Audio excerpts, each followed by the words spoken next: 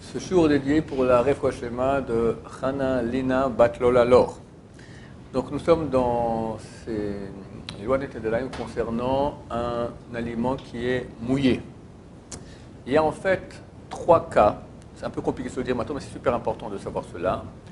3 cas, ce sont des doutes, si on doit faire Netila ou pas, et c'est bien de faire Netila.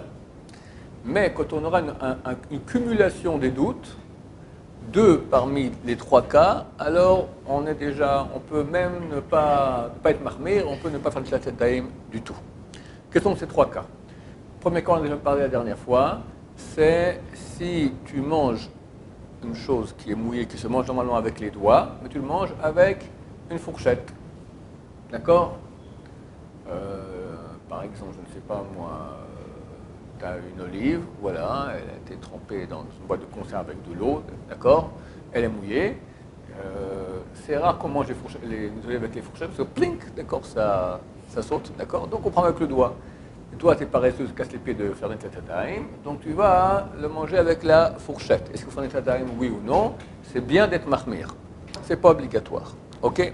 Si c'est une chose, je rappelle, c'est des choses déjà passées, que si ça se mange toujours avec une fourchette et un couteau, genre une soupe, d'accord? Il n'y a pas des gens qui vont manger dans la soupe maintenant un morceau de carotte avec les doigts. Il y en a des fous, d'accord? Les gens normaux qui ont du savoir-vivre, ils ne mangent pas avec les doigts la soupe. Ou, je ne sais pas moi, tu as le chamin de Shabbat, il est un peu mouillé, d'accord? On ne va pas manger maintenant la patate avec la viande, enfin, on mange avec c'est des choses qui se mangent toujours normaux. Ou on avait parlé du cas des cornflakes, d'accord? C'est rare les gens qui mangent des cornflakes dans du lait avec les doigts. D'accord? Quelqu'un qui fait ça, il y a une forte chance que lorsqu'il va se fiancer, sa fiancée va casser. D'accord? Elle va dire, il n'est pas normal le type. D'accord? Et elle a raison. Donc, quand c'est une chose que les gens mangent normalement dans le monde, les gens qui ont le savoir-vivre mangent avec fourchette et couteau, pas avec les doigts, donc pas besoin de faire une design. Mais quand c'est une chose qu'on mange avec les doigts d'habitude, lui maintenant, il est paresseux et pour faire une netila, il mange avec la fourchette. C'est quand même bien de faire Netila, pas obligatoire, mais c'est conseillé. Raoul Ahmir, c'est bien d'être mahmir.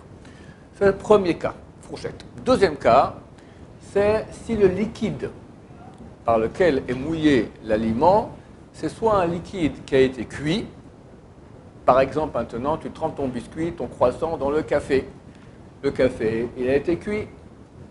Ou bien le liquide, c'est le liquide de conserve, d'accord? Le cas de l'olive dont je parlais auparavant, maintenant, on l'a mis dans des conserves, et c'est pas un des liquides simplement comme ça, on en a fait des conserves, avec beaucoup de vinaigre, beaucoup de sel, d'accord, des choses comme ça. Ces 2 cas, quand le liquide a été cuit ou c'est un liquide de conserve, alors là aussi la loi est la suivante. Il faut faire un Netila aussi, mais c'est pas obligatoire, c'est juste bien. On fait, mais en tant que khumra, en tant que mesure de piété. Ce n'est pas obligatoire. Troisième cas, on a vu que même pour moins de kazaït, on fait une Netila et le 2, si le liquide il est bouilli ou en conserve. D'accord? Pas en conserve, c'est de la conserve. D'accord? On a mis dedans des cornichons, on a mis dedans du maïs, on a mis dedans des olives, on a fait des conserves. D'accord? Le liquide de la conserve, il a un statut comme du liquide qui est bouilli, que d'après la loi stricte, pas besoin de faire une Netila Daim, c'est un doute dans la halakha. Donc c'est conseillé de le faire. C'est conseillé de le faire.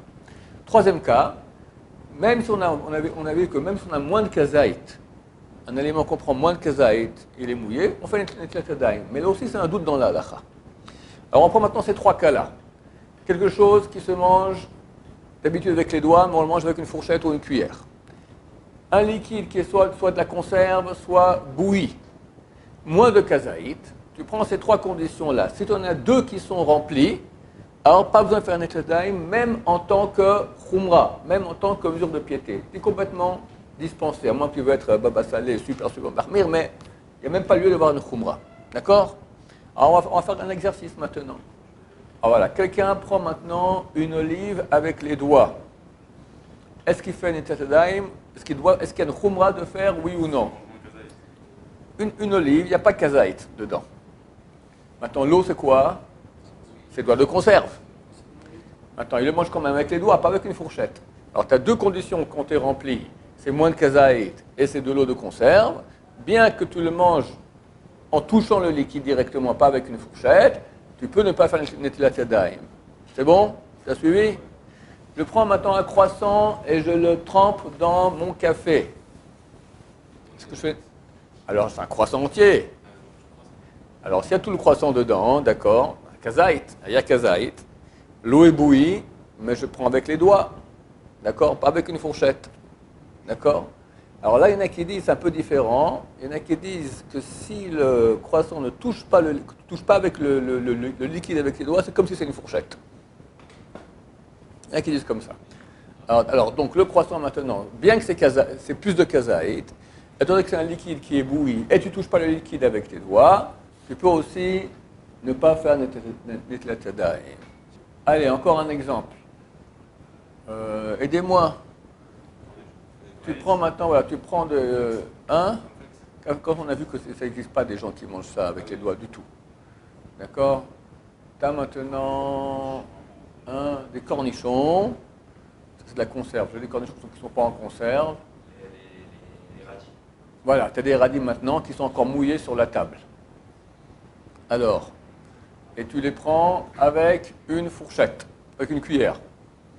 D'accord? Tu prends chaque radis comme ça, tu fais... Voilà. Pour le préadam, faire une netilat yadayim, oui ou non? Ah, alors, combien tu en manges? Ça dépend. On va dire je mange plus de kazaït. Maintenant, l'eau, elle n'a pas été bouillie.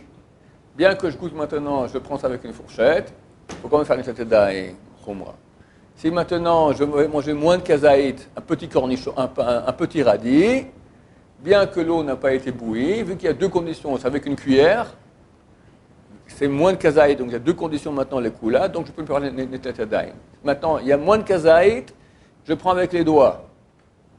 Je mange un petit concombre fait moins de kazaït avec les doigts.